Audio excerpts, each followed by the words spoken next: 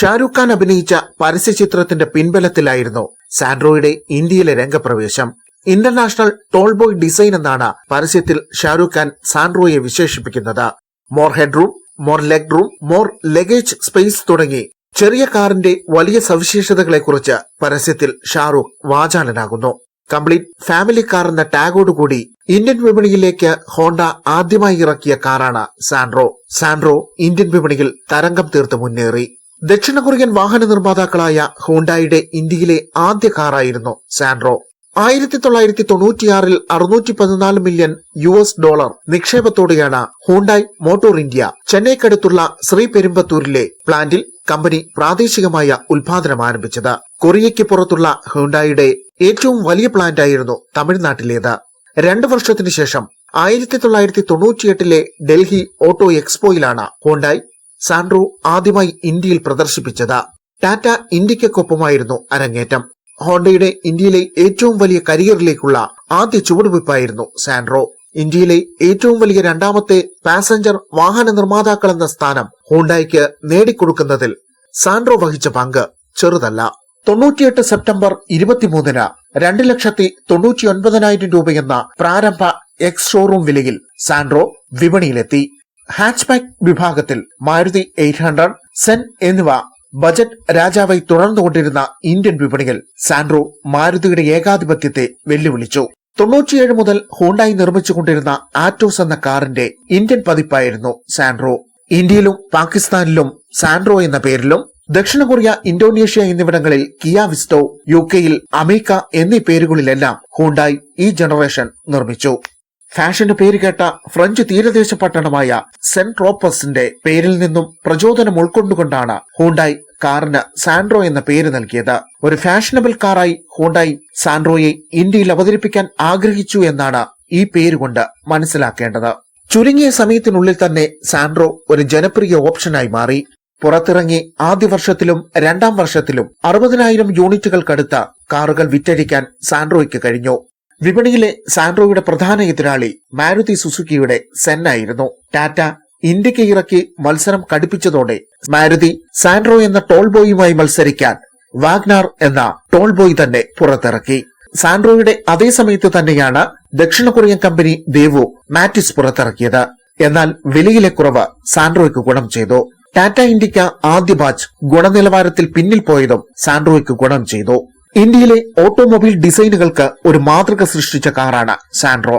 Power steering ഉള്ള ആദ്യത്തെ petrol hatchback, 56 HP പവറുള്ള 999 cc 4 സിലിണ്ടർ പെട്രോൾ എഞ്ചിനാണ് സാൻഡ്രോയ്ക്ക് കരുത്ത് നൽകിയത്.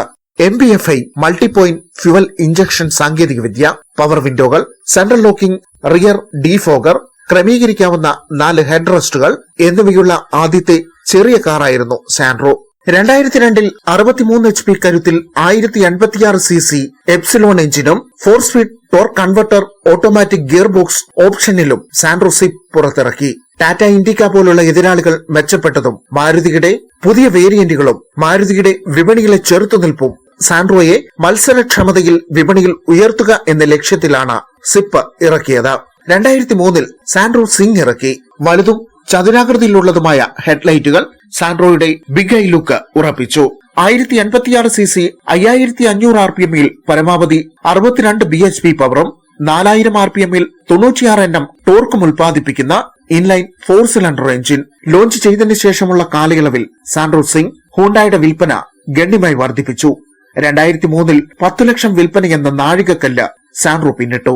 17 വർഷത്തെ മികച്ച പ്രകടനത്തിനു ശേഷം 2015 ജനുവരിയിൽ ഹോണ്ടായി സാൻഡ്രോ നിർത്തലാക്കി. 2014 സിംഗ് നിർത്തലാക്കുന്നതിനു ശേഷം ഹോണ്ടായി ഐ സീരീസ് ബാച്ചുകളിലേക്കും i10, ഗ്രാൻഡ് i10, ക്രേറ്റ പോലുള്ള കോമ്പാക്ട് SUV-കളിലേക്കും ശ്രദ്ധ കേന്ദ്രീകരിച്ചതോടെ സാൻഡ്രോ എന്ന പേര് ഹോണ്ടായുടെ ഷോക്കേസിൽ നിന്നും പിൻവലിഞ്ഞു. 2018 ഹോണ്ടായി മോട്ടോർ ഇന്ത്യയുടെ അന്നത്തെ MD-യും CEO-യുമായിരുന്ന YK കു സാൻഡ്രോ തിരികെ കൊണ്ടുവരികയാണ് തന്റെ ആദ്യ ദൌത്യമെന്ന് പറഞ്ഞു. സാൻഡ്രോ ഞങ്ങളുടെ DNA ആണ്. ഞങ്ങളുടെ പൈതൃകം നഷ്ടപ്പെടുത്തുവാൻ ഞങ്ങൾക്കു കഴിയില്ല. പുതിയ കാറിന് പേരുകൾ നിർദ്ദേശിക്കുവാൻ ഓൺലൈനിൽ ഹോണ്ടായി പറഞ്ഞപ്പോൾ 5 ലക്ഷത്തിൽ 2 പേരും നിർദ്ദേശിച്ച പേര് സാൻഡ്രോ എന്നായിരുന്നു. 2018 Hyundai Santro 67 HP 1.1 litre petrol എഞ്ചിനുമായി വിപണിയിൽ വീണ്ടും അവതരിപ്പിച്ചു. 69 HP പവറും 99 Nm ടോർക്കുമുള്ള എഞ്ചിൻ, മാനുവൽ ഓട്ടോമാറ്റിക് ട്രാൻസ്മിഷനുകൾക്കൊപ്പം സാൻഡ്രോ CNG വേർഷനും അവതരിപ്പിച്ചു. പെട്രോൾ വേരിയന്റ് ലിറ്ററിന് 20 കിലോമീറ്റർ മൈലേജ് നൽകുമ്പോൾ CNG 30 കിലോമീറ്റർ മൈലേജ് വാഗ്ദാനം ചെയ്തു. ഈ സാൻഡ്രോ പരിഷ്കരിച്ച ഹുണ്ടായി i10 പ്ലാറ്റ്ഫോമിനെ അടിസ്ഥാനമാക്കിയുള്ളതായിരുന്നു. തുടക്കത്തിൽ വിപണിയിൽ നിന്ന് മികച്ച പ്രതികരണമാണ് ലഭിച്ചതെങ്കിലും പിന്നീട് വിൽപ്പന കുറഞ്ഞ 2022 പുതിയ സാൻഡ്രോ ഹുണ്ടായി നിർത്തി. ഹുണ്ടായി സാൻഡ്രോയിൽ വരുത്തിയ പ്രധാന മാറ്റങ്ങൾ ഇവയൊക്കെയാണ്. 98 999 cc 4 സിലിണ്ടർ 55 HP പെട്രോൾ എഞ്ചിനിൽ സാൻഡ്രോ ഇറക്കി. 2002 Santro Xing, 2003 Santro Xing, 2014 Santro നിർത്തി. 2018 സാൻഡ്രോ വീണ്ടും ഇറക്കി. 2022 സാൻഡ്രോ എന്നേക്കുമായി നിർത്തി. ഹാച്ച്ബാക്കുകളിൽ നിന്നും ജനങ്ങൾ SUVയിലേക്ക് കാലത്തിനൊത്ത് മാറിയിരുന്നു. അഭിരുചികളെ നേരിടാൻ കഴിയാതെ വീണ്ടും സാൻഡ്രോയെ ഹുണ്ടായി പിൻവലിച്ചു. ഇനിയൊരിക്കൽ ഇലക്ട്രിക് യുഗത്തിൽ വീണ്ടും ഒരു റീ എൻട്രി സാൻഡ്രോ നടത്തിയേക്കാം.